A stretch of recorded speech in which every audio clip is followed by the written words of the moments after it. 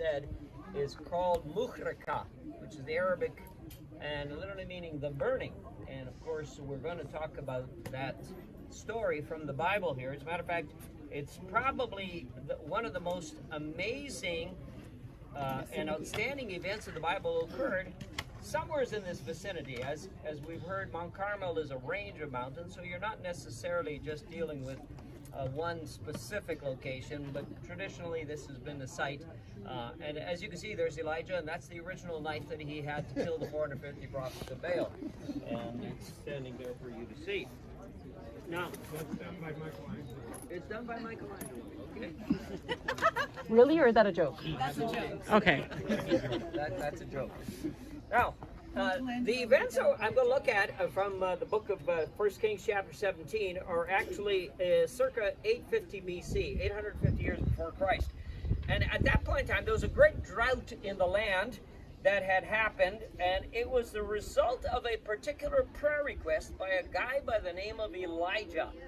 And Elijah prayed that it would not rain. We know this because in the book of James, in the New Testament, we are told, when it talks about the power of prayer, James chapter 5 verse 16 says, the prayer of a righteous man is powerful and effective. And then it goes on to say, Elijah was a man just like us. He prayed earnestly that it would not rain, and it did not rain on the land for 3.5 years. Now, I'm from Manitoba, and in Manitoba, every spring we have a prayer request at church. Pray for rain. Well, here's Elijah praying so it wouldn't rain. Now, typically, that's what you would be praying for, is praying for rain. And it says Elijah prayed that it would not rain, and it didn't rain. So, question, why did he pray that it wouldn't rain? Well, one of the reasons was because of the context of Elijah's day. The people of Israel at that time were split in their loyalties. Half of them were drawn towards the ancestral traditions of worshiping Yahweh, the Lord, and were committed to that. But at the same time, they were being enticed by the surrounding beliefs of people, the Canaanites that lived in the area, who worshiped Baal. And so they were torn between these two. And so Elijah comes with this appeal to the people, and he says to them, how long will you vacillate between these two? Between following the Lord on one hand, and then over here you're following Baal. And so he prays that it wouldn't rain for this purpose. He's setting up a situation that he wants pressure brought on the people, that they might begin to listen to his alternative message, to his message that he's challenging them with. And the drought would give him a listening ear amongst the people. When things are going well in people's lives, they typically don't take time to listen. But when there's problems and pressure comes into life, that's when people are open. Sometimes God has to put us on our back to get us to listen to him, what he wants us to do. Sickness or financial setbacks or whatever problems, because when things go well, we tend to ignore, to walk away, to forget about God. And so that was part of the reason. And the second reason was because of this confliction that they had between the two beliefs, between the following of the Lord as well as the following of Baal. And they were to show, the drought was to show the superior power of the Lord. And the reason for that is because Baal was known as the universal god of fertility. That was his role. You wanted to contact Baal to make sure you had his approval so that your crops would produce, so that your cattle would produce, and you would have fertility. He had the title as Prince Lord of the Earth. That's what Baal's title was, Prince Lord of the Earth. And also he was known, and in Hebrew they called it Lord of the Rain and the Dew. He was known as he who rides on the clouds. So here you have the god of rain and thunder ruling the land, and there's no rain. And now you got a drought. And so now that's creating a little bit of dissonance in the people's lives, saying, what's happened to Baal? Why is he not delivering? What's going on? Well, we know that Elijah's setting this up by praying so it wouldn't rain so that he can show that indeed it's the Lord who is the one who is sending the rain. Psalm 104, verse 13. Send rain on the mountains from your heavenly home, and you fill the earth with the fruit of your labor. Jeremiah 14:20. Do any of the worthless idols of the nations bring rain? No. It is you, O Lord, our God. Well, what Elijah does, he begins by confronting the king of the northern kingdom of Israel. By this time, the split had happened between the southern kingdom of Judah and the northern kingdom of Israel. And the king of the northern kingdom of Israel was a guy by the name of Ahab. He had a wife who was well known. Her name was? Jezebel. Ahab and Jezebel. Quite a combination. She was a Phoenician lady committed to the worship of Baal, and she was instrumental in bringing a lot of this Baal worship into this area. And so Elijah confronts Ahab, and when he, that is Ahab, saw Elijah, he said to him, "Is that you, you troubler of Israel?" Now he's blaming Elijah for the drought. Rightly so, because he prayed that it would not rain. And Elijah responds and he says, "I have not made trouble for Israel, but you and your father's family have." He turns the tables and says, "It's your fault that we're in this predicament right now. You have abandoned the Lord's commands and have followed the Baals." And so what Ahab challenges Elijah says, "It's your fault. You're the one that's causing this problem."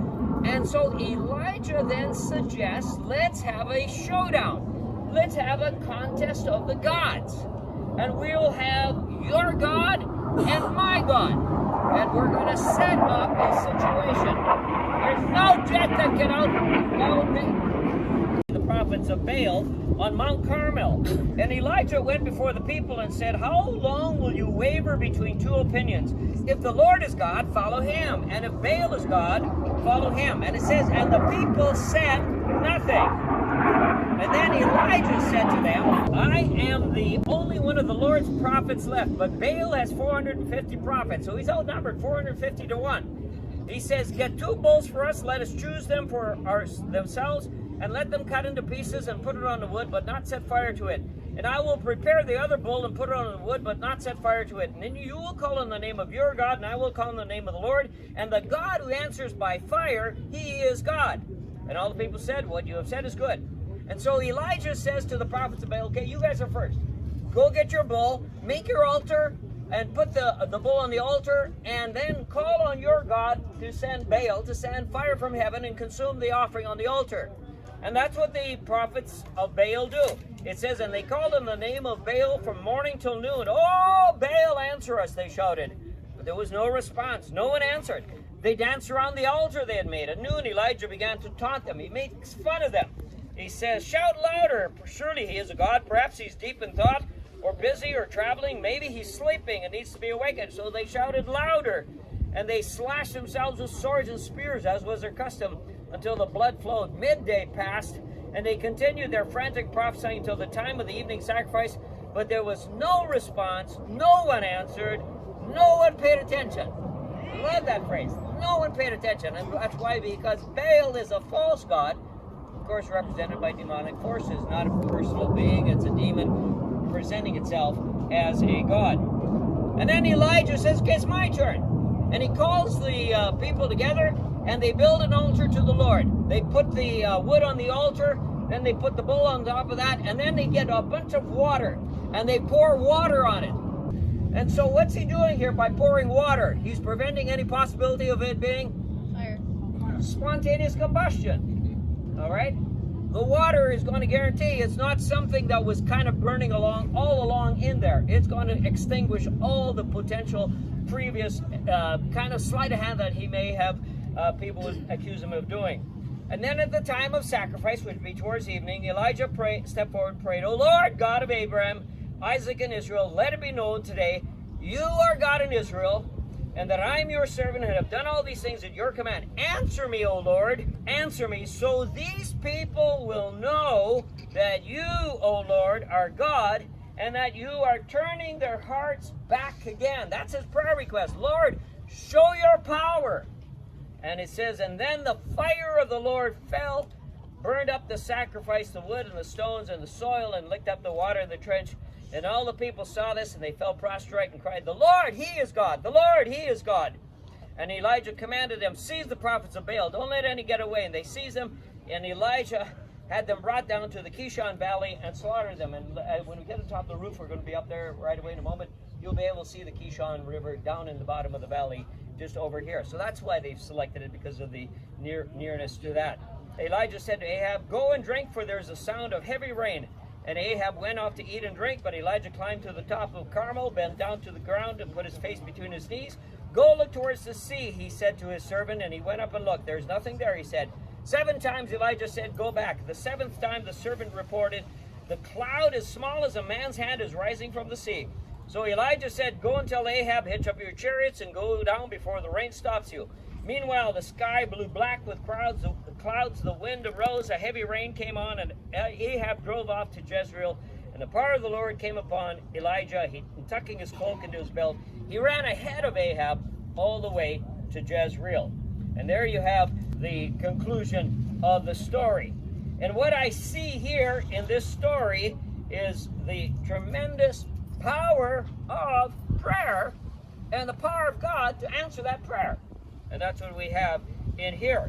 Psalm 34:16, "This poor man cried, and the Lord heard him and saved him out of all his troubles."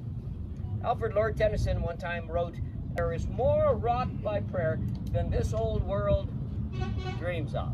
There is more wrought by prayer than this old world dreams of. Let me give you 2 illustrations and I close. Yesterday we landed at the airport here, and we all went up through customs. We went into the baggage hall, got our bags. Remember, we all stood there waiting with our bags, and somebody said, "Fred's not here." And so I looked for him everywhere. I'd seen him on the plane, so I knew he wasn't still in Winnipeg. He and I had traveled together from Winnipeg. And we walked around looking for him. Remember, we came out into the hall. We met there. We said, one of our guys is missing. We're debating what to do, and we're discussing it back and forth. And finally, Larry and I said, we got to get moving. So we decided we'd go to the bus. We went to the bus and stood there. And the young fellow that met us in the airport suggested that he and I go back and take one more look for Fred. We contacted a former Israeli tour guide who knows Fred personally, and myself. I asked her what we should do. She said, "Go back. You can't leave Fred at the airport. You've got to go back. You got to go find him." I was prepared to stay at the airport until I found him and then join you guys by taxi wherever you would be. And so the young Israeli fellow that met us, the guy who was wearing that black suit, he and I went back into the airport, and he said, "You go over here." All the people said, "You take a look here, and I'll go look over there." And as he walks off, and I'm heading off this way, I think, I haven't prayed yet. So I thought, good grief. I'm a pastor for 54 years. I haven't prayed yet. I better pray. So I prayed. I stopped right there in the airport. I said, "Lord, help me to find Fred." I opened up my eyes, and there he's walking right through the door, coming towards me. I mean, it just popped into my eyesight. That was I was never so happy to see somebody as I was to see Fred yesterday, and knew that he was still living on planet Earth. And God's immediate answer to my prayer. A number of years ago, probably many years ago, when my son Kent was probably 6 years of age, and we were sweeping out the garage at our place. And remember what he asked me? He said, "Dad, how come God made mosquitoes?" That was one of the questions he asked, and so I was trying to answer that. And one of the things I told him was the story of Elijah. And he said, "Dad," well, he's maybe 7 or 8, I guess, by this time. He said, "How come we never see those kind of things, like fire coming down from heaven, happening today?" Oh, I said, "But they do." I said, "Let me tell you a story." I told him the story that I want to tell you. Back in the spring of 1980, in Manitoba, where our church, I was pastor of the church in Stonewall, just about half an hour north of Winnipeg. The spring of that year was terribly, terribly dry. We're an agricultural economy. We're dependent on the rain very, very much. And I remember some of the farmers very concerned. We had no moisture whatsoever for 100 days, which was back to almost the beginning of the year. This was about in late April, early May. And I remember we had a deacons meeting one evening, and they were all gathered there, and one of the deacons was a farmer, and he said he was not putting his crop in because it was way too dry, will not germinate. And he said, "We need it right, and we need it soon." And I said, you know, back when I grew up, there was a drought back in 1961. And I said, I remember I was 13 years of age, so that means I was born in 1948. And I remember going to church with my mom and dad for special prayer meetings for rain. And I said, why don't we have a day of prayer for rain? And the guys, the board all agreed, yeah, let's do that. So we decided the following week, this was a Wednesday, the following Wednesday, a week from that day, we would have it. The next morning, I wrote my weekly column in the local newspaper, the Stonewall Argus, and I announced in my column the day of prayer for rain. And I told the people in the community, everybody in the community, let's get together. We're going to have a day of prayer for rain. We're going to start 8:30 in the morning. We're going to pray through the whole day. You can come and go whenever you want to, and we're going to be there, and we're just going to pray. You can pray out loud, you can pray quietly, whatever you want. Just join us for prayer. We're going to pray for rain because it was getting serious. That was published in the paper, and the following Monday, the paper came out. Wednesday, I remember getting up in the morning. It was Wednesday, May the 30th. It was a hot morning that day. I remember walking to my office. We lived about a block and a half away from the church, and it was probably 28 to 30 degrees already at that point in time. We gathered in the sanctuary at 8:30 and began to pray, and we were kneeling at the chairs there in the sanctuary.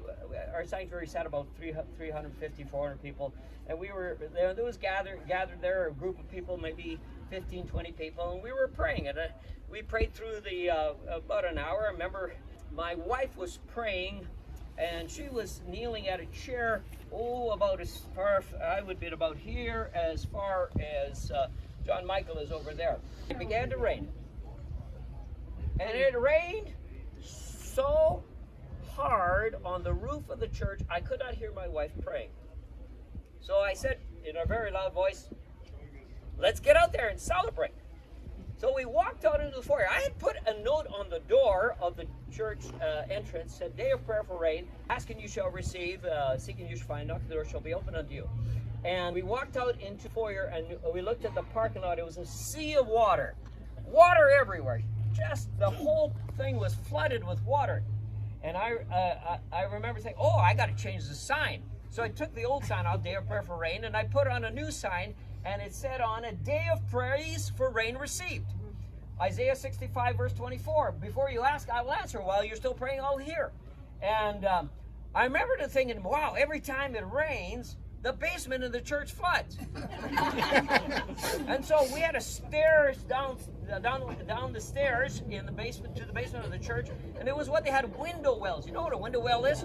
And I remember looking at that window well as I was looking down, and there was about that much water in the window well, kind of like an aquarium. All you needed was goldfish, and it was ready to go. And I'm walking down there, and I go into the basement. We had our baptismal change rooms. I could have baptized people by immersion in the baptismal change room. The water was everywhere. I later on that afternoon was mopping up the whole basement because of that.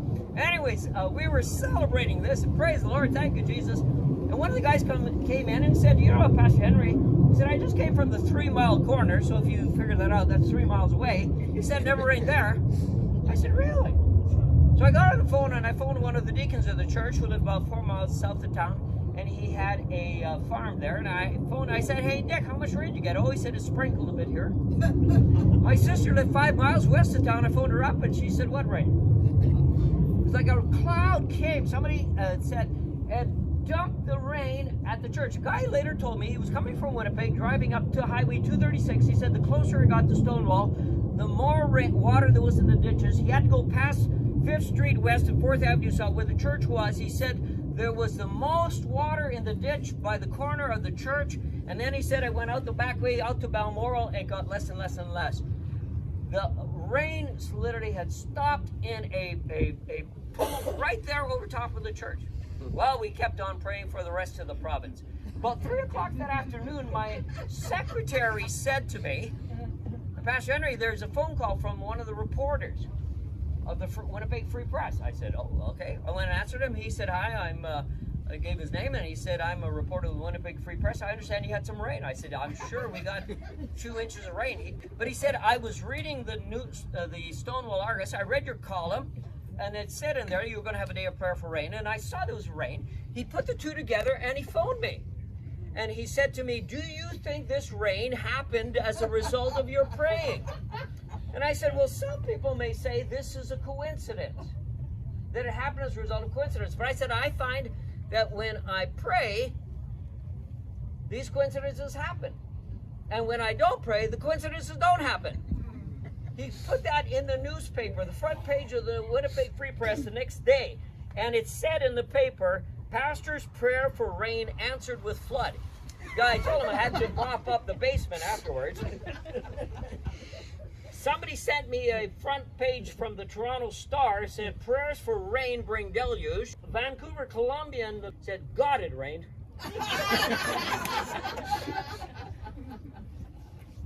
There is power in prayer. The effectual fervent prayer of a righteous man and a woman can accomplish much. Thank you, Lord, that we have the power of prayer. Help us to be praying people. And may we see many wonderful answers to prayer as a result. Thank you for Elijah, his faith in this place. In your name we pray.